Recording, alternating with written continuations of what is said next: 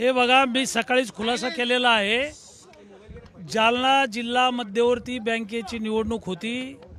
माझ्या बंगल्यावर 6 तास मीटिंग झाली आणि आम्ही बिनविरोध निवडणूक केली आणि निवडणूक होऊन आता 15 दिवस झालेत। ही क्लिप माझी नाही, ही क्लिप खोटी आहे। 100% माझं आणि त्यांचं काहीही बोलणं झालेलं नाही। टोपे साहेबांना याबाबतीत ज्या शिव्या दिलेल्या आहेत, जिल्हा मध्यवर्ती बँकेच्या उपाध्यक्षपदी निवड समितीत मी तुम्ही 100 वेळा विचारले तरी उत्तर हेच आहे की बँकेची निवडणूक झाली, बिनविरोध झाली, बैठकीमध्ये काही चर्चा झाली। व्हिडिओ जे काही क्लिप तुम्ही म्हणताय ती खरी नाहीये, 100% खोटी आहे। 100% खोटी।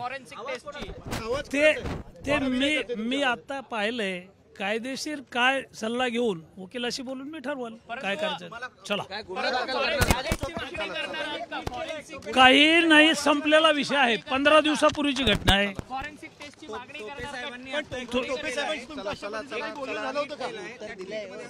महाराष्ट्राची परंपरा सुसंस्कृत राजकारणाची आहे। आम्ही ही परंपरा निष्ठेने जपत आलो आहोत। परंपरा ही विश्वासघाताची महाराष्ट्राची नाही, शाहू फुले आंबेडकरांचा महाराष्ट्र आहे।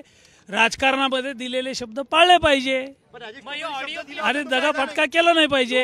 आणि राजेश टोपेने दिलेला शब्द पाळला नाही, त्यांनी जावा ना कोर्टात। काही असेल खरी तर जावा, दूध का दूध, पाणी का पाणी। त्यांनी दूध का दूध, पाणी का पाणी, जाऊ द्या ना कोर्टात। क्लिप जरी खरी खोटी असली तरी त्याच्या जो चर्चा चालली तसं घडलंय का? तुम्ही माझी त्यांची चर्चा फोनवर झालेली नाही, ज्या पद्धतीने बैठकीत चर्चा झाली। ज्या पद्धतीने टोपे साहेबांनी ट्विट केलंय, त्याला त्याकडे आपण कसं त्यांना विचारा ना तुम्ही, माझं मत सांगितलं मी। त्याची चौकशी करायची मागणी चला। करणार आहेत का?